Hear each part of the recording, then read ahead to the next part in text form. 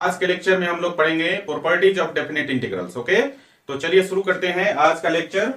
और आज हम लोग करने वाले हैं प्रॉपर्टीज ऑफ डेफिनेट इंटीग्रल्स।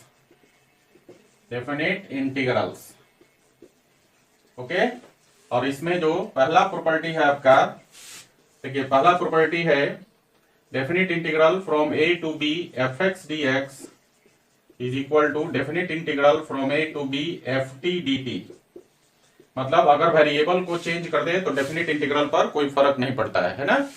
तो देखिए इसका प्रूफ देख लेते हैं। देखिए प्रूफ के लिए हम लोग ऐसा करते हैं, लेट कर लेते हैं x is equal to T मान लेते हैं, है ना। और इसको हम लोग दोनों तरफ डिफरेंशिएट कर देंगे विथ रेस्पेक्ट टू x। तो देखिए x is equal to T है और दोनों तरफ x के रिस्पेक्ट में डिफरेंशिएट कर देंगे तो आपको मिलेगा dx is equal to dt। ठीक है। नाउ जब भी आप सब्स्टिट्यूशन करते हैं तो क्या करना होता है, लिमिट को चेंज करना होता है। तो अब हम लिमिट को चेंज कर लेते हैं at x is equal to a। देखिए लोअर लिमिट क्या है a, तो t का वैल्यू कितना हो जाएगा, t का मान भी a ही होगा। इसमें x is equal to T में आप x का वैल्यू a रख देंगे लोअर लिमिट, तो t का वैल्यू भी a हो जाएगा। And x is equal to B upper limit रखेंगे तो t का मान भी b ही होगा, है ना। तो यहां पर हमने क्या किया कि पहले सब्स्टिट्यूशन किया, उसके बाद यहां पर लिमिट को चेंज कर लिया। नाउ LHS क्या है आपका, LHS में है definite integral from A to B, है ना। और सबसे पहले यहां पर हम लोग वेरिएबल को चेंज करेंगे, तो x के जगह क्या हो गया वेरिएबल t और dx के जगह dt। तो वेरिएबल चेंज हो गया, तो अब हमें चेंज लिमिट को लिखना होगा और चेंज लिमिट भी सेम ही है, तो ये हो गया आपका a टू b, है ना। तो ये क्या है आपका RHS है, देख लीजिए। देखिए वेरिएबल को चेंज किया, x के जगह t कर दिया तो dx के जगह dt हो गया। और यहाँ पर जो लिमिट था पहले a टू b, इसको हमने यहाँ पर जो सब्स्टिट्यूशन किया था x is equal to T, इसमें x का वैल्यू a रखा तो t का वैल्यू a आया और x का वैल्यू b रखा तो t का वैल्यू b आया। तो यहाँ पर आपने देखा कि वेरिएबल चेंज किया, लिमिट सेम का सेम ही रह जाता है और रिजल्ट आपका क्या आ गया LHS। एक मिनट, इसको ऐसा लिख लीजिए। हाँ, LHS से बढ़ाते हैं आगे की तरफ। तो LHS पहले है आपका इस तरह से definite integral from A to B और एफ एक्स डी एक्स था, है ना। अब हम यहाँ पर क्या करेंगे, वेरिएबल को चेंज करेंगे, तो ये हो जाएगा एफ टी और x के जगह t और dx के जगह dt। और लिमिट तो सेम ही है तो a टू b, है ना। और ये आप देखेंगे कि ये RHS के बराबर होगी, है ना। तो इस तरह आपका प्रूफ हो जाता है ना फर्स्ट प्रॉपर्टी। मतलब डेफिनेट इंटीग्रल में अगर वेरिएबल को हम चेंज करें तो डेफिनेट इंटीग्रल पर कोई प्रभाव नहीं पड़ता है। ओके, चलिए अगले प्रॉपर्टी की तरफ चलते हैं। अगला है दूसरा प्रॉपर्टी है आपका, दूसरा प्रॉपर्टी है कि अगर आपके पास डेफिनेट इंटीग्रल है from A to B F x D X, अगर आप यहाँ लिमिट्स को इंटरचेंज कर देते हैं, मतलब a के जगह b और b के जगह a कर देते हैं, b टू a कर देते हैं, तो डेफिनेट इंटीग्रल का मान जो है वो उसके मान का जो साइन है वो चेंज हो जाता है। मतलब पहले पॉजिटिव है तो नेगेटिव हो जाएगा। या फिर ऐसे बोल सकते हैं कि अगर डेफिनेट इंटीग्रल के लिमिट्स को इंटरचेंज करें तो उसका मान जो है माइनस साइन से चेंज हो जाता है। ठीक है, चलिए तो ये हो जाएगा माइनस b टू a हो जाएगा। अब यहाँ देखिए b के जगह a हो गया और a के जगह b हो गया, क्या होगा लिमिट इंटरचेंज हो गया तो डेफिनेट इंटीग्रल का वैल्यू क्या हो जाएगा माइनस साइन से चेंज हो जाएगा। क्लियर, इसकी भी प्रूफ देख लेते हैं। देखिए प्रूफ के लिए काम वही करना है आपको, लेट कर लीजिए। यहाँ पर लेट करने की जरूरत नहीं है, हम लोग LHS RHS बारी बारी से निकाल लेंगे। LHS का मान कितना है, एक चीज यहाँ पर लेट ही कर लीजिए, लेट कर लीजिए कि integral of F x D x is equal to आपके पास capital F X plus C है।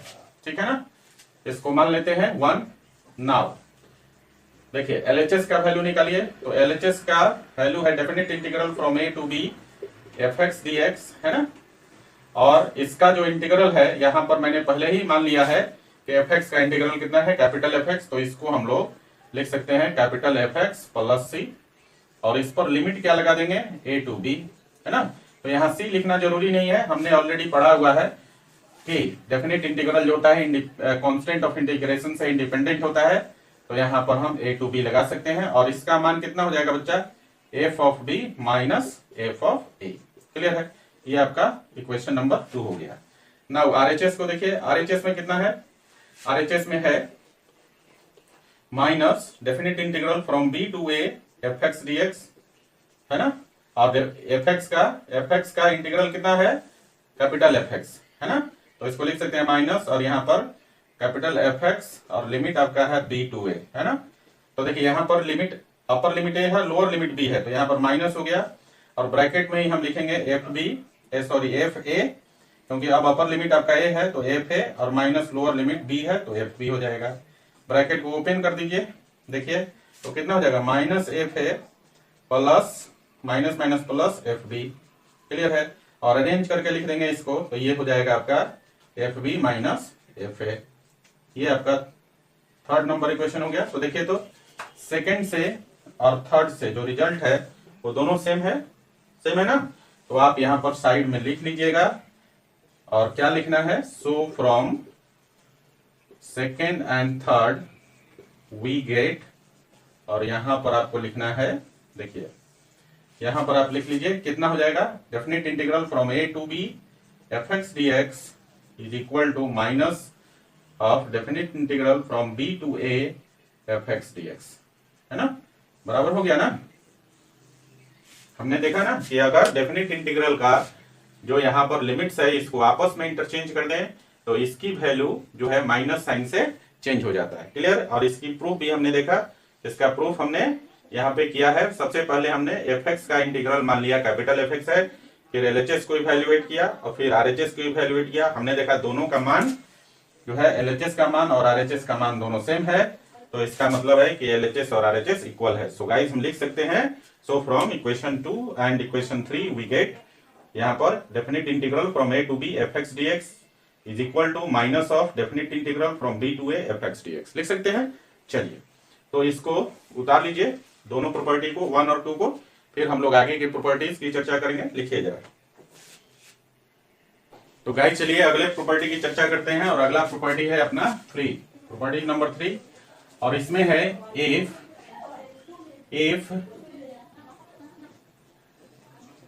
if c is greater than a and less than b, अगर c का मान a और b के बीच में है, then definite integral from a to b fx dx will be equal to definite integral from a to c fx dx और plus definite integral from c to b fx dx।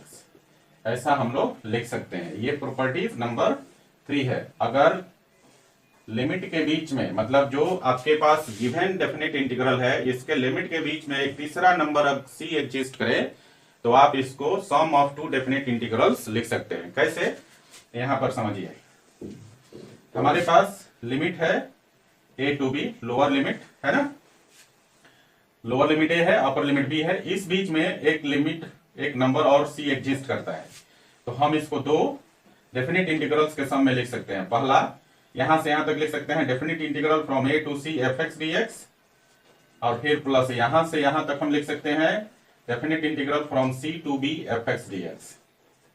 Clear है, और ये value किसके बराबर, definite integral from a to b fx dx के बराबर। Clear है ना। तो ऐसा हम लिख सकते हैं। इसका हम प्रूफ देखेंगे। ये डायग्राम मैंने नंबर लाइन पर दिखाया इसलिए कि इसको देखकर आपको जल्दी समझ में आएगा a और b के बीच में एक तीसरा नंबर c एग्जिस्ट करे, है ना, मतलब जो गिवन लिमिट्स के बीच में एक तीसरा नंबर अगर एग्जिस्ट करे तो आप गिवन डेफिनेट इंटीग्रल को सम ऑफ 2 डेफिनेट इंटीग्रल्स के रूप में लिख सकते हैं। समझे। चलिए इसका प्रूफ देख लेते हैं। देखिए यहां से हम लोग पहले लेट कर लेते हैं प्रूफ के लिए, यहां पे लिख लेते हैं। देखिए प्रूफ के लिए सबसे पहले आपको मानना होगा let integral of fx dx is equal to capital fx plus c, मतलब इंडेफिनिट इंटीग्रल है आपका fx dx का value fx plus c। So यहां से हम LHS निकालेंगे, तो LHS का मान कितना है, LHS है definite integral from a to b fx dx, है ना, और इसको हम लोग डायरेक्टली लिखें तो लिखते हैं कितना, fb माइनस fa लिखते हैं ना, ये इसको मान लेते हैं क्वेश्चन नंबर 1। ठीक है, चलिए आगे बढ़ते हैं। आरएचएस देखिए, आरएचएस में है definite integral from A to C F x D x और plus definite integral C to B F x D X, यही है। चलिए इसका इंटीग्रल हमें पता है एफ एक्स प्लस सी होता है, तो इसको लिख सकते हैं F of C F C minus F A, लिखेंगे ना, पहले अपर लिमिट फिर माइनस करके लोअर लिमिट, और प्लस इसके लिए हम लिख सकते हैं अपर लिमिट कितना है बी, तो एफ बी और minus F C lower limit C है। तो आप देखिए यहाँ पर ये प्लस माइनस एफ सी जो है आपका कैंसिल हो जाएगा, बचा कितना है F B minus F A, यही बचा। और ये आपका जो है इसको हम इक्वेशन नंबर 2 मान लेते हैं, तो लिखेंगे so from one and two we get, क्या मिला आपको, LHS is equal to RHS, देख रहे हैं LHS RHS बराबर है। तो LHS में क्या है definite integral from A to B F x D x है ना, और RHS में है definite integral from A to C F x D X plus definite integral from C to B F x D x. Clear हो जाए, तो ये आपका प्रॉपर्टीज नंबर 3 आपका प्रूफ हो गया। ओके, चलिए इसको लिखिए जरा, फिर आगे का चर्चा करेंगे। लिखिए, तो गाइस चलिए अगला प्रॉपर्टी देखते हैं, और अगला प्रॉपर्टी है प्रॉपर्टीज नंबर 4, 3 तक हो गया। 4th में है आपका यह है definite integral from A to B F x D X will be equal to definite integral from a to b f of a plus b minus x dx। ठीक है, यहां पर देखिए, यहां पर वेरिएबल x है, यहां पर वेरिएबल क्या है, दोनों लिमिट्स को ऐड कर दिया, लोअर और अपर लिमिट को ऐड किया, a प्लस b हो गया, और माइनस ये जो शुरू में आपका वेरिएबल था x उसको घटा लिया। ये टेक्निक है इस 4th नंबर प्रॉपर्टी को याद रखने का, कि यहाँ ये जो लिमिट्स है दोनों अपर लिमिट लोअर लिमिट को ऐड करके और उसमें से इसका वेरिएबल घटा लेंगे, तो भी वैल्यू जो है आपका एफ ऑफ ए, यहाँ पर definite integral from A to B F x D x के बराबर ही रहेगा, है ना। अब इसकी प्रूफ देख लेते हैं। देखिए प्रूफ के लिए हम लोग क्या करेंगे, सबसे पहले तो मान लेते हैं A plus B minus x is equal to T, है ना, और यहां से हम क्या करेंगे, इसको डिफरेंशिएट कर लेते हैं विथ रेस्पेक्ट टू एक्स। तो कितना हो जाएगा, -1 हो जाएगा इधर, और इधर हो जाएगा dt अपॉन dx। तो यहां से हो जाएगा dx is equal to minus dt। Clear है बच्चा। अब हम लोग क्या करेंगे, सब्स्टिट्यूशन किया तो लिमिट चेंज करना पड़ेगा, तो लिमिट चेंज कर लीजिए। तो देखिए at x is equal to a, lower limit क्या है a, तो x का वैल्यू a रखेंगे तो प्लस माइनस a खत्म हो जाएगा, t का मान कितना आ जाएगा, b आ जाएगा, and x is equal to b, upper limit आपका कितना है b, देखिए है ना, और इसमें x के जगह b रखेंगे यहाँ पर, तो प्लस माइनस b खत्म हो जाएगा, t का वैल्यू a आ जाएगा। तो न्यू लिमिट्स आ गए अपने पास। नाउ अब हम लोग चलेंगे RHS से। तो RHS को देखिए, RHS में है अपने पास definite integral from a to b F of a plus b minus x और dx, यही है। चलिए आगे, अब हम क्या करेंगे, वेरिएबल को चेंज करेंगे, तो a plus b minus x को t लिखेंगे, dx के जगह माइनस dt लिखेंगे, और लिमिट्स हो जाएगा, चेंज हो जाएगा, पहले था a से b, अब हो जाएगा आपका b से a। तो यहाँ पर लिमिट हो गया आपका b से a, और यहाँ पर ft और इंटू माइनस dt, माइनस को बाहर निकाल लें।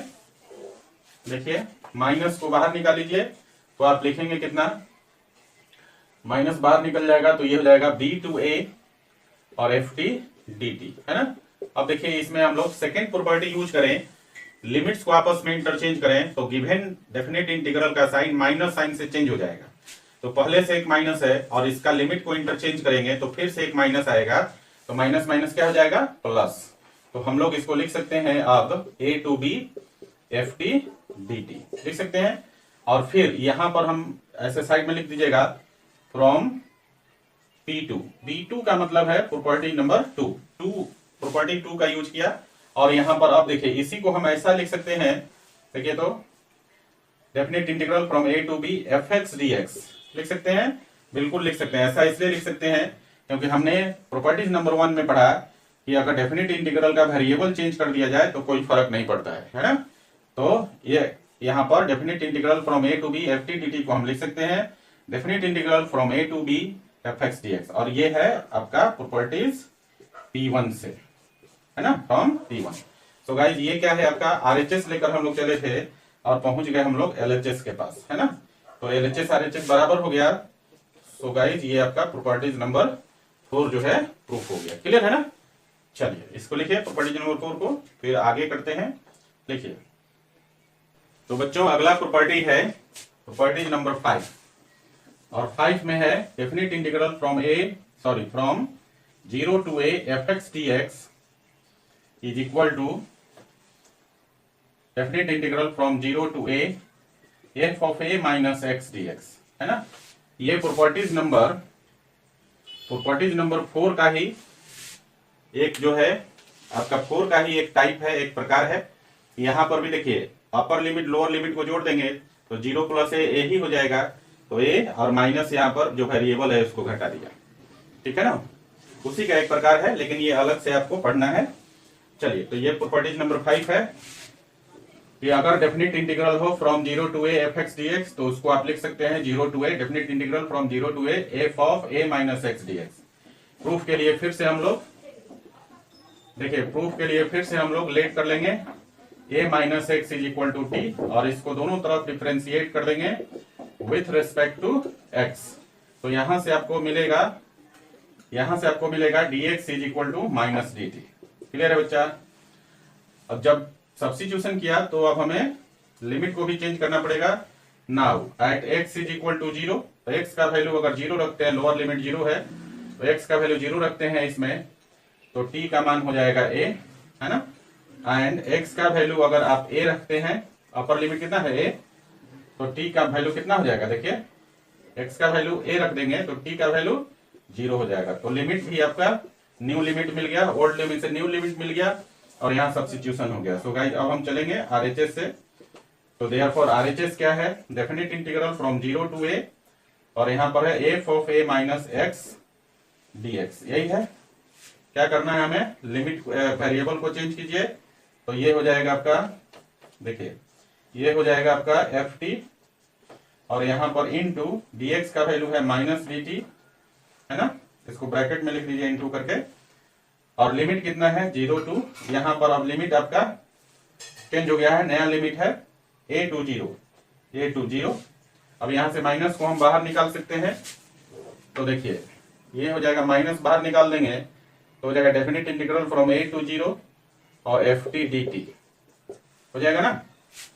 अब देखिए यहां पर हम क्या करेंगे, यहां पर अब फिर से लिमिट को इंटरचेंज करेंगे, क्योंकि हमें LHS को प्रूव करना है, और LHS का लिमिट क्या है 0 to a, और यहाँ पर लिमिट है a to 0। तो लिमिट को इंटरचेंज करेंगे, तो इस डेफिनिट इंटीग्रल का जो मान है वो फिर से माइनस साइन से चेंज हो जाएगा। पहले से एक माइनस है और एक माइनस और होगा, लिमिट को इंटरचेंज करने से तो माइनस माइनस मिलकर प्लस हो जाएगा, और यहाँ लिमिट हो जाएगा अब 0 to a, और ये हो गया ft dt। ये था प्रॉपर्टीज नंबर 2 से, यहाँ पर दिखा सकते हैं फ्रॉम P2, है ना। और ये जो है अब यहाँ पर हम जो चेंज करेंगे, ये यहाँ पर लिखिए फ्रॉम P2, है ना। दूसरे प्रॉपर्टी से इसको हम ऐसा लिख सकते हैं, लिमिट को इंटरचेंज करेंगे तो गिवन डेफिनिट इंटीग्रल का जो साइन है माइनस साइन से चेंज हो जाएगा। एक साइन माइनस साइन पहले से है और एक इसको चेंज करने के बाद आएगा, तो माइनस माइनस प्लस होके हो जाएगा definite integral from 0 to a ft dt। अब फिर से यहाँ पर हम लोग वेरिएबल को चेंज करके लिख सकते हैं, क्योंकि हम जानते हैं कि डेफिनिट इंटीग्रल में अगर वेरिएबल को चेंज किया जाए तो डेफिनिट इंटीग्रल पे कोई फर्क नहीं पड़ता है। सो गाइस इसको हम लिख सकते हैं definite integral from 0 to a fx dx। ft dt को fx dx लिख सकते हैं हम लोग, है ना। ft dt को fx dx लिख सकते हैं, यहाँ वेरिएबल चेंज किया तो कोई फर्क नहीं पड़ेगा। ओके, तो यहाँ पर लिख सकते हैं फ्रॉम P1। ये प्रॉपर्टी नंबर 1 से ऐसा हुआ। तो ये क्या है आपका, ये जो आया ये आपका LHS है ना। तो हमारा RHS LHS बराबर हो गया। सो गाइस ये आपका प्रॉपर्टी नंबर 5 भी प्रूव हो गया। ओके, चलिए इसको लिख लीजिए, फिर अगले प्रॉपर्टी की चर्चा करेंगे। लिखिए जरा। तो गाइस चलिए अगला प्रॉपर्टी को देखते हैं, और अगला प्रॉपर्टी है आपका प्रॉपर्टी नंबर 6, और 6 नंबर प्रॉपर्टी है, देखिए definite integral from -a to a fx dx का दो वैल्यू होता है। पहला वैल्यू होता है 2 into definite integral from 0 to a fx dx, और ये होता है कब, व्हेन, यहाँ पर केस है when fx is an even function है ना। और दूसरा होता है वैल्यू इसका 0, और ये कब होता है when fx is an odd function. समझ गए, ये दो केसेज हैं। अब आपको बता दूं मैं इवन फंक्शन और ऑड फंक्शन क्या होता है, यहां समझ लीजिए। हालांकि फंक्शन वाले चैप्टर में ऑलरेडी 11th क्लास में कराया हुआ है। देखिए इवन फंक्शन किसको बोलते हैं, पहले इस बात को समझिए। इवन फंक्शन है अ फंक्शन fx, ऐसे लिखिए, a function fx is said to be even function if, यहाँ पे कंडीशन फुलफिल करता है if f of minus x is equal to f x. समझे, उस फंक्शन में वेरिएबल का साइन चेंज करने से भी फंक्शन पे कोई फर्क नहीं पड़ता है, तो इवन फंक्शन है। जैसे एग्जाम्पल के लिए जैसे मान लीजिए कि आपके पास f x is equal to है कॉस स्क्वायर एक्स, ठीक है, या कॉस एक्स है, f x is equal to cos x है, तो देखिए तो देयरफॉर इसको 1 मान लें, तो एफ ऑफ माइनस एक्स भी करेंगे तो कॉस ऑफ माइनस एक्स हो जाएगा, और कॉस ऑफ माइनस एक्स कितना होता है, cos minus theta is equal to cos theta, तो कॉस एक्स ही हो गया। और कॉस एक्स किसका वैल्यू है, एफ एक्स का वैल्यू है। तो आपने क्या देखा यहाँ पर कि एफ ऑफ माइनस एक्स का मान एफ एक्स के बराबर ही है। तो ये फंक्शन क्या है, किस रूल को फॉलो किया, इवन फंक्शन के प्रॉपर्टी को फॉलो किया। तो हम बोल सकते हैं that is f x is equal to cos x is an even function लिख सकते हैं। आई बात समझ में। चलिए ऑड फंक्शन को भी समझ लीजिए, फिर हम लोग इसका प्रूव करेंगे। ऑड फंक्शन क्या है बच्चा, ऑड फंक्शन है आपका a function F x is said to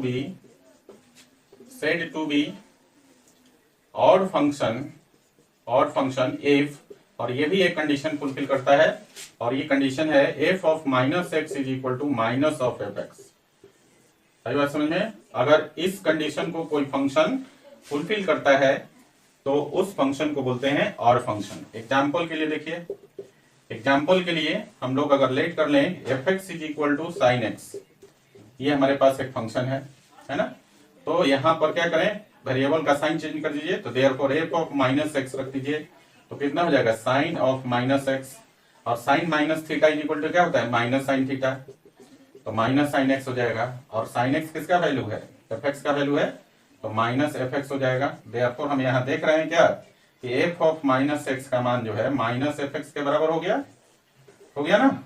तो हम बोल सकते हैं that is fx is equal to sin x is an odd function। Clear हो गया। तो इवन और ऑड फंक्शन का कंसेप्ट आपका क्लियर हो गया। किसे आप इवन फंक्शन बोलेंगे, किसे आप ऑड फंक्शन बोलेंगे, इसकी दो मतलब इवन और ऑड दोनों की अपनी अपनी कंडीशन है। किसी भी फंक्शन को चेक करना हो कि इवन है या ऑड है, तो इनके कंडीशन पर आप चेक कीजिए, आपको पता चल जाएगा कि फंक्शन इवन है या ऑड है। ठीक है, क्वेश्चन बनाते समय भी आपको क्वेश्चन पर भी ध्यान रखना है कि जिस फंक्शन को इवेल्युएट कर रहे हैं और उसमें अगर प्रॉपर्टीज यूज कर रहे हैं तो कहीं ये फंक्शन इवन फंक्शन या ऑड फंक्शन तो नहीं है। अगर इवन ऑड आप डिसाइड कर लेते हैं है या नहीं है तो बहुत जल्दी ही बन जाता है प्रॉपर्टी यूज करके, है ना। चलिए इसको लिख लीजिए जरा, इवन फंक्शन ऑड फंक्शन, फिर 6 की हम लोग प्रूफ करेंगे, 6 का प्रूफ, समझे। चलिए लिखिए तो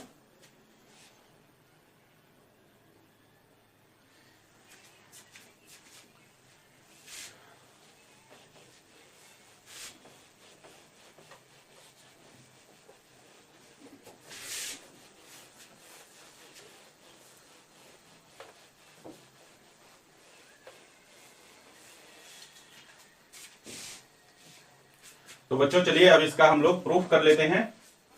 और प्रूफ है आपका, देखिए यहां पर dx लिख लीजिए, fx dx, ठीक है ना। देखिए तो यहां पर हम लोग प्रूफ में ऐसा लिख सकते हैं, वी कैन राइट एज, देखिए यहां पर लिख सकते हैं definite integral from minus a to a fx dx will be equal to, ऐसा लिख सकते हैं, definite integral from minus a to 0 fx dx और plus definite integral from 0 to a fx dx, ऐसा लिख सकते हैं, बिल्कुल लिख सकते हैं। और ये कैसे होगा, फ्रॉम P3, प्रॉपर्टीज नंबर 3 आपको बताया था, उससे आप ऐसा लिख सकते हैं। जैसे देखिए यहाँ पर आपका लिमिट क्या है, -a to +a, और आप जानते हैं दोनों सेम नंबर है, ओरिजिन के दोनों तरफ सेम डिस्टेंस पे लाई करेगा, है ना। तो -a से +a के बीच में एक 0 होगा आपका, है ना। तो इस रीजन में हम लिख सकते हैं क्या, definite integral from -a to 0 fx dx, और प्लस इस रीजन में हम लोग लिख सकते हैं definite integral from 0 to a fx dx, ऐसा लिख सकते हैं। तो इसको हम इक्वेशन नंबर 1 मान लेते हैं, ठीक है ना। मतलब तो हम इसको लिख सकते हैं definite integral from -a to a fx dx का मान क्या हो जाएगा, definite integral from -a to 0 fx dx plus definite integral from 0 to a fx dx, दोनों के सम के बराबर हो जाएगा। ये हमने इसको मान लिया इक्वेशन नंबर 1, क्लियर है। नाउ अब हम लोग ये जो सेकेंड पार्ट है इसका, इस पर ध्यान केंद्रित नहीं करना है, हम लोगों को फोकस करना है इस पर, फर्स्ट पार्ट, ठीक है। तो चलिए फर्स्ट पार्ट के लिए हम लोग ऐसा करते हैं, यहाँ पर लेट कर लेते हैं x is equal to -t, यहाँ पे मान लेते हैं, और यहाँ इसको दोनों तरफ डिफरेंशिएट कर लें विथ रेस्पेक्ट टू x, तो ये हो जाएगा dx is equal to -dt, clear है बच्चा। यहाँ पर 2 और 3 कर दीजिए इसको, और जब यहाँ सब्स्टिट्यूशन किया तो लिमिट भी हम चेंज करेंगे। तो देखिए now at x is equal to, और इसका लिमिट कितना है, लोअर लिमिट है इसका, देखिए -a, है ना। इस पार्ट पर फोकस नहीं करना है, इस पार्ट पे फोकस करना है, ठीक है, फर्स्ट पार्ट पे। तो x का वैल्यू -a है, तो यहाँ से t का मान कितना हो जाएगा, x का वैल्यू -a रखेंगे तो t is equal to a हो जाएगा, है ना। और x का वैल्यू अगर 0 रखेंगे, देखिए यहाँ पर अपर लिमिट 0 है, तो x का वैल्यू 0, तो t का मान 0, तो यहाँ पर नया लिमिट भी आ गया और वेरिएबल भी चेंज हो गया। सो गाइस देखिए, तो इसको हम लोग इस फर्स्ट पार्ट को ऐसा लिख सकते हैं, therefore definite integral from -a to 0, और ये है fx dx, इसको हम लोग ऐसा लिख सकते हैं, पहले वेरिएबल चेंज कीजिए तो f ऑफ -t हो जाएगा, ठीक है, f ऑफ -t हो गया, और dx का वैल्यू हो गया -dt, dx का वैल्यू -dt, और लिमिट चेंज करिए तो लिमिट कितना हो जाएगा, a to 0 हो जाएगा ना। देखिए यहाँ पर लोअर लिमिट -a था, तो t के टर्म में लोअर लिमिट क्या आ गया, a, और अपर लिमिट 0 है, तो t के टर्म में अपर लिमिट 0 हो गया, क्लियर है। चलिए अब इसको हम लोग यहां से इसका माइनस बाहर निकाल सकते हैं, तो इसका माइनस बाहर निकल गया तो हो गया क्या, definite integral from a to 0 और f ऑफ -t dt लिख सकते हैं। अब देखिए यहाँ पर हम क्या करेंगे, यहाँ पर इसके लिमिट्स को इंटरचेंज करेंगे, तो पहले से माइनस है, उसके बाद क्या हो जाएगा, प्लस हो जाएगा, तो ये हो जाएगा अब definite integral from 0 to a, और ये माइनस से आपका प्लस हो गया, है ना। अब हो जाएगा f ऑफ -t dt लिख सकते हैं। और फिर ये किस प्रॉपर्टी से यूज हुआ, यहाँ पे लिख सकते हैं, यहाँ पर साइड में ऐसे करके लिख देता हूं P2, है ना, मतलब P2 से हुआ। और फिर यहाँ पर देखिए, यहाँ पर वेरिएबल को चेंज कर दें तो इसी को ऐसा लिख सकते हैं आप 0 to a, और यहाँ पर f ऑफ -x और dx, और ये किससे हुआ, P1 से हुआ, है ना, प्रॉपर्टीज नंबर 1 से हुआ। तो आपने क्या निकाला कि देयरफॉर आपके पास f definite integral from -a to 0 fx dx का जो मान है वो निकल गया 0 to a f of -x dx, है ना, f of -x dx, clear है, आई बात समझ में। चलिए अब इसका हम लोग इसको मान लेते हैं इक्वेशन नंबर 4, ठीक है ना, ये वाला इक्वेशन आपका 4th हो गया। अब 4th का वैल्यू उठा के 3rd में डाल देना है, ठीक है ना। तो देखिए जरा ध्यान दीजिएगा, देखिए जब यहां पर वैल्यू डाल देंगे तो यहां लिखेंगे सो, यहां पर ऐसे लिख दीजिए, so from first and 4th we get, और हमें क्या मिलेगा, अब हो जाएगा definite integral from -a to a fx dx is equal to, अब हो जाएगा आपका f, यहां पर डेफिनेट इंटीग्रल फर्स्ट पार्ट के लिए हमने निकाला 0 to a definite integral from 0 to a f of -x dx, और प्लस दूसरे पार्ट के लिए, दूसरा पार्ट तो एज इट इज है, और यहाँ पर है 0 to a f of F x D x. Clear है बच्चा? तो इसको अब मान लेते हैं हम इक्वेशन नंबर 5। ठीक है ना? अब देखिए, अब हम लोग कैसे लगाएंगे। ठीक है ना? अभी तक जो किया वो सारा कैलकुलेशन था इसको प्रूफ करने के लिए। अब हम लोग यहाँ पर केसेज लगाएंगे। तो पहला केस लगाइए, when f x is even. तो देखिए अब यहाँ पर लिखेंगे case 1, when f x is even. When f x is even, अगर एफ एक्स इवन फंक्शन है तो देयरफॉर क्या हो जाएगा, f of minus x is equal to f x हो जाएगा।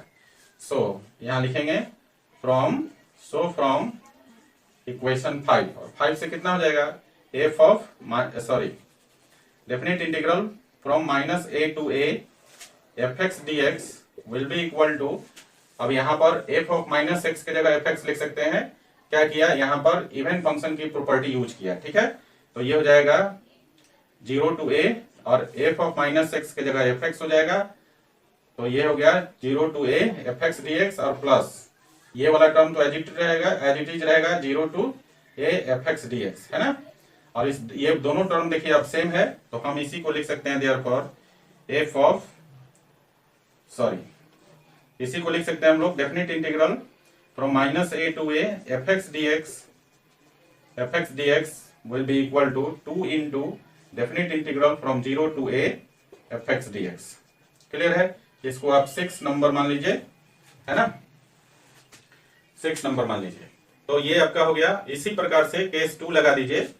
देखिए केस 2 लगाते हैं अगर आप, तो केस 2 में आपको लेना होगा when f x is odd. अगर ऑड फंक्शन है एफ एक्स, अगर एफ एक्स ऑड फंक्शन है तो देयरफॉर यहां से एफ ऑफ माइनस एक्स का मान माइनस एफ एक्स हो जाएगा, है ना।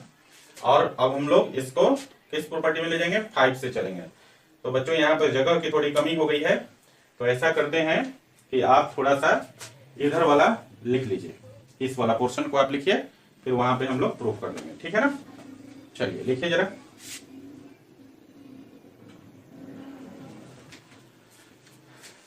देखिए इसको रहने देते हैं ताकि प्रूफ करने में आपको ज्यादा आसानी होगी।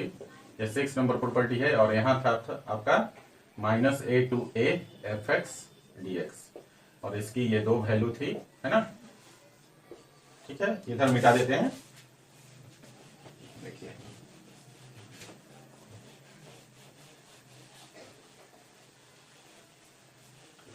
देखिए तो केस 2 में ऑड फंक्शन का केस लगाया, when f x is odd function. ठीक है, therefore f of minus x is equal to minus of F x हो जाएगा।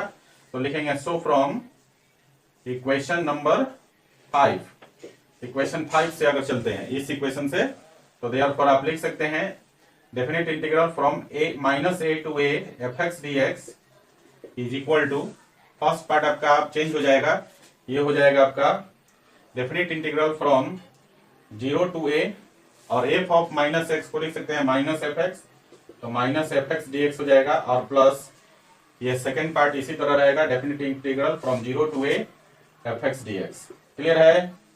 अब देखिए इसका माइनस बाहर निकाल सकते हैं, तो माइनस हो जाएगा definite integral from 0 to a f x D x, और प्लस यहां पर हो जाएगा आपका definite integral from 0 to a f x D x लिख सकते हैं। और ये देखो दोनों सेम ही इंटीग्रल है, तो प्लस माइनस साइन के साथ है तो कैंसिल हो जाएगा, तो इसका वैल्यू हो जाएगा 0। सो गाइस यहां से लिख सकते हैं definite integral from minus a to a f x D x is equal to 0, और इसको हम लोग 7 नंबर मान देते हैं, है ना। तो देखिए तो 7 नंबर और 6 नंबर, यहाँ पर definite integral from minus a to a f x D x का वैल्यू है 2 into definite integral from 0 to a f x D x है, और यहाँ पर definite integral from minus a to a f x D x का मान 0 है। इन दोनों को अगर कंबाइन करें 6 और 7 को, तो आपका ये प्रॉपर्टी नंबर 6 प्रूफ हो जाता है ना, कि जब इवन फंक्शन होगा तो 2 into definite integral from 0 to a f x D x होगा, और अगर ऑड फंक्शन होगा तो इसका मान जो है 0 के बराबर हो जाएगा। सो गाइस हम लिख सकते हैं फाइनली, यहाँ पर लिखेंगे finally from 6 and 7, finally from 6 and 7 we get, और हमें क्या मिला, देखिए यहाँ ध्यान से, हमें मिला definite integral from minus a to a f x D x is equal to, और इसकी दो वैल्यू मिली, और पहला वैल्यू है 2 into definite integral from 0 to a f x D x when f x is even, ठीक है। और दूसरा वैल्यू मिला 0 when f x is odd, ठीक है ना। तो इस तरह से ये जो प्रॉपर्टी है आपकी प्रॉपर्टी नंबर 6, ये आपकी प्रूफ हो जाती है। क्लियर है? तो ये प्रॉपर्टी आपका प्रूफ हो गया 6 नंबर। ओके, चलिए इसको लिख लीजिए फाइनल। तो गाइस अगला प्रॉपर्टी है आपका प्रॉपर्टीज नंबर 7, और ये है आपका 7 में definite integral from 0 to 2a f x D x. इसका वैल्यू, इसका भी दो वैल्यू होता है। पहला वैल्यू होता है 2 into definite integral from 0 to a f x D x, और इसका केस है ये कब होता है, when f of 2a minus x is equal to f x. इस ये कंडीशन रहेगा तब हो जाएगा 0 to 2a f x D x का मान 2 into 0 to a f x D x. और दूसरा वैल्यू इसका 0 होता है जब f of 2a minus x का मान माइनस एफ एक्स हो जाता है। दूसरा कंडीशन, अगर माइनस एफ एक्स के बराबर हो जाएगा f of 2a minus x, तो इसका वैल्यू 0, और एफ एक्स के बराबर हो जाएगा तो 2 into 0 to a f x D x के बराबर हो जाएगा। ओके, चलिए अब इसको प्रूफ करने के लिए, है ना, प्रूफ करते हैं हम लोग। प्रूफ करने के लिए कुछ हमें मानना पड़ेगा। सब्स्टिट्यूशन मेथड से हम लोग इसको प्रूफ करेंगे, जैसा कि अभी हमने प्रॉपर्टी नंबर 6 किया था, उसी प्रकार से 7 को भी करेंगे। ठीक है, चलिए तो यहां पर देखिए ध्यान से कि इसको हम लोग यहां पर प्रूफ के लिए अगर प्रूफ करें तो इसी को हम ऐसा लिख सकते हैं, definite integral from 0 to 2a f x D x को हम लोग ऐसा लिख सकते हैं। इसको दो पार्ट में तोड़ सकते हैं। इसको समझने के लिए जरा इस तरफ हम लोग रफ करते हैं। देखो 0 से 2a में हम लोग एक नंबर एडजस्ट करा सकते हैं, और वो क्या होगा, 0 से 2a के बीच में a आ सकता है ना। तो यहाँ देखिए ये हो गया 0 a और 2a होगा ना। 0 से 2a के बीच में एक तीसरा नंबर a आ गया, तो हम इसको जो है दो डेफिनेट इंटीग्रल के सम में लिख सकते हैं। प्रॉपर्टीज नंबर 3 का यूज करके, P3 का यूज करके लिख सकते हैं ना। तो इसको लिखेंगे कैसे, ये हो जाएगा 0 to 2a, sorry 0 to a definite integral from 0 to a f x D x, ठीक है, और प्लस हो जाएगा definite integral from a to 2a, a to 2a f x D x. ऐसा हम लोग लिख सकते हैं। इसको मान लिया इक्वेशन 1, ठीक है। प्रॉपर्टीज नंबर 3 का यूज करके इसी को इतना लिख सकते हैं। क्लियर है? चलिए आगे बढ़ते हैं इसमें जरा। देखिए अब हम लोग ऐसा करते हैं, नाउ यहां पर लेट कर लेते हैं। लेट कर लीजिए 2a minus x is equal to T मान लेते हैं, और यहां से अगर x का वैल्यू निकालें तो x इज इक्वल टू हो जाएगा 2a माइनस टी। ये हो जाएगा x का वैल्यू, कहीं जरूरत होगा तो हम रखेंगे। और इसको अब डिफरेंशिएट कर लेते हैं, differentiate with respect to x के रिस्पेक्ट में डिफरेंशिएट कर लीजिए। तो देखिए ये हो जाएगा, आपको यहां से मिलेगा dx is equal to minus dt, है ना। ये सेकंड इक्वेशन हो गया। तो यहां सब्स्टिट्यूशन किया, तो अब हमें लिमिट भी चेंज करना होगा। Now at x is equal to, देखिए इस फर्स्ट पार्ट को हम एज इट इज छोड़ देंगे, हमें सेकंड पार्ट पे फोकस करना है। ठीक है, तो देखिए सेकंड पार्ट में लोअर लिमिट क्या है, a। तो x is equal to a पर x का वैल्यू a रखेंगे। इसमें देखिए x का वैल्यू a रखेंगे तो t का मान कितना हो जाएगा, t का मान a आएगा। देख लीजिए 2a में से a घटाएंगे तो a होगा, और x का वैल्यू 2a रख देंगे। इसका अपर लिमिट देखिए 2a है, तो t का मान जो हो जाएगा 2a में से 2a घटाएंगे तो 0 हो जाएगा। तो यहाँ पर नया लिमिट भी आ गया आपका, है ना, और यहाँ सब्स्टिट्यूशन हो गया। सो गाइस अब हम लोग सेकंड पार्ट को देखते हैं। देखिए सेकंड पार्ट में है आपका, देयरफॉर यहां ध्यान दीजिए, सेकंड पार्ट में है आपका a टू 2a और एफ एक्स डी एक्स, यही है ना। तो अब हम लोग यहाँ पर वेरिएबल को चेंज करेंगे, है ना। तो देखिए x के जगह हम लोग क्या लिखेंगे, यहाँ पर देखिए x के जगह 2a माइनस टी लिखेंगे ना। तो यहां पर हो जाएगा आपका, इसी को लिख सकते हैं यहां पर f of 2a minus T. Clear? और dx के जगह कितना है, यहां पर देखिए dx के जगह हमने निकाला यहाँ पर माइनस डी टी, है ना, इनटू माइनस डी टी हो गया। तो देखिए वेरिएबल चेंज हो गया इसका, तो लिमिट भी अब चेंज करना पड़ेगा। तो लिमिट पहले था a टू 2a और अब लिमिट आ गया कितना आपका a टू 0, तो लिमिट हो गया a टू 0। क्लियर है। अब इस माइनस को बाहर निकाल दीजिए जरा, तो माइनस हो जाएगा a टू 0 और f of 2a minus t dt। Clear है।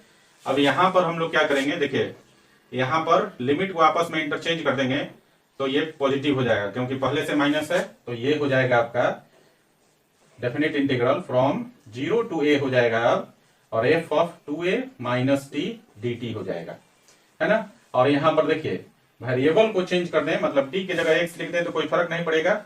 ये था आपका p2 से, है ना, प्रॉपर्टीज नंबर 2 से था, और वेरिएबल चेंज कर दें तो इसी को लिख सकते हैं definite integral from 0 to a f of 2a minus x dx, और ये हो गया आपका प्रॉपर्टीज 1 से, पहला प्रॉपर्टी से इसको लिख सकते हैं। और ये किसका वैल्यू हो गया बच्चा, ये हो गया definite integral from a to 2a fx dx का मान हो गया।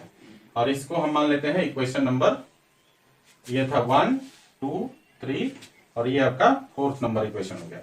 अब फोर्थ का वैल्यू उठा के इक्वेशन 1 में डाल देंगे, तो लिखेंगे फ्रॉम 1 एंड फोर्थ, 1 और फोर्थ से क्या हो जाएगा, वी गेट, हमारे पास जो वैल्यू मिलेगा definite integral from 0 to 2a fx dx will be equal to definite integral from 0 to a fx dx और प्लस यहां पर वैल्यू हो जाएगा, देखिए इसका मान जो है सेकंड पार्ट का मान आ गया definite integral from 0 to a और f of 2a minus x dx। ये आपका इक्वेशन नंबर 5 हो गया। ठीक है। अब हमारे पास दो केसेज हैं, हमारे पास दो केसेज हैं, अब दोनों केस का यूज करेंगे, है ना।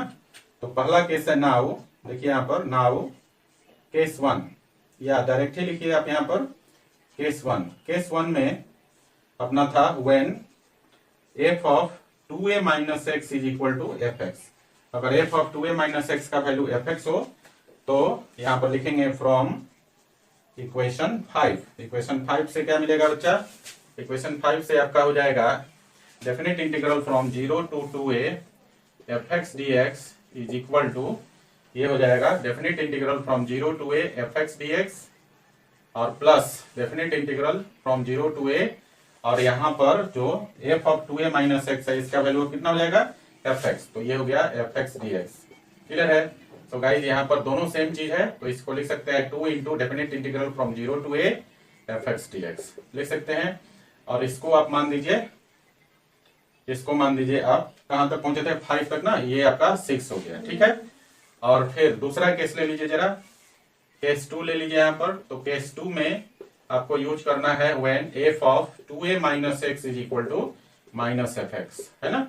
तो जब f of 2a minus x का वैल्यू माइनस fx हो तो यहां पर लिखेंगे फ्रॉम इक्वेशन 5। इक्वेशन 5 से आपका हो जाएगा definite integral from 0 to 2a fx dx का मान अब हो जाएगा definite integral from 0 to a fx dx, और माइनस हो जाए प्लस हो गया यहाँ पर definite integral from 0 to a, और यहाँ पर देखिए फिफ्थ में f of 2a minus x का वैल्यू माइनस fx हो जाएगा, तो माइनस fx dx लिख सकते हैं यहाँ पर माइनस fx dx। क्लियर है। अब ये माइनस बाहर आ जाएगा, तो इसको आप लिख सकते हैं definite integral from 0 to a fx dx, और माइनस हो जाएगा definite integral from 0 to a fx dx। Clear है।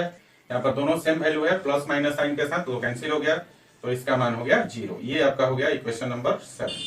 तो आप देखिए, तो यहाँ पर 6 और 7 से आप लिख सकते हैं फाइनल, यहाँ पर लिखेंगे so from 6 and 7 we get, और क्या हो जाएगा बच्चा, ये हो जाएगा आपका definite integral from 0 to 2a fx dx is equal to, और इसकी दो value 2 into definite integral from 0 to a fx dx और दूसरा वैल्यू 0, है ना। पहले वाले में केस क्या है, f of 2a minus x is equal to fx, पहला केस था, और दूसरे वाले में केस है f of 2a minus x is equal to minus fx, है ना। और ये आपका प्रूफ हो जाता है यहाँ पर। क्लियर। तो प्रॉपर्टी नंबर 7 आपका प्रूफ हो गया। ओके। तो ये था most important 7 properties of definite integrals, है ना। ये जो 7 प्रॉपर्टीज पढ़ाया हमने, तो सातों प्रॉपर्टीज को आप याद कर लेंगे। उसके बाद जो है एक्सरसाइज 7.11 को के सारे क्वेश्चंस को आप अटेम्प्ट करेंगे। जो बन गया तो अच्छी बात है, और जो नहीं बना वो आप मुझे डाउट क्वेश्चन में बता दीजिएगा। कल का जो लेक्चर होगा, मतलब जो नेक्स्ट लेक्चर होगा, वो एक्सरसाइज 7.11 पर डाउट क्वेश्चन का लेक्चर होगा। ओके, तो आज का लेक्चर यहीं तक, मिलते हैं फिर अगले लेक्चर में। तब तक इसको आप उतार लीजिए प्रॉपर्टीज नंबर 7 को। और एक बात जरूर है, ये जरूर याद रखिएगा कि इन बिना सातों को याद किए, सातों प्रॉपर्टीज को याद किए आगे क्वेश्चन आपसे नहीं बनेगा। इसलिए इसकी प्रैक्टिस अच्छा से करके और आप 7.11 को अटेम्प्ट करेंगे। ओके, सो गाइज लिखिए इसको।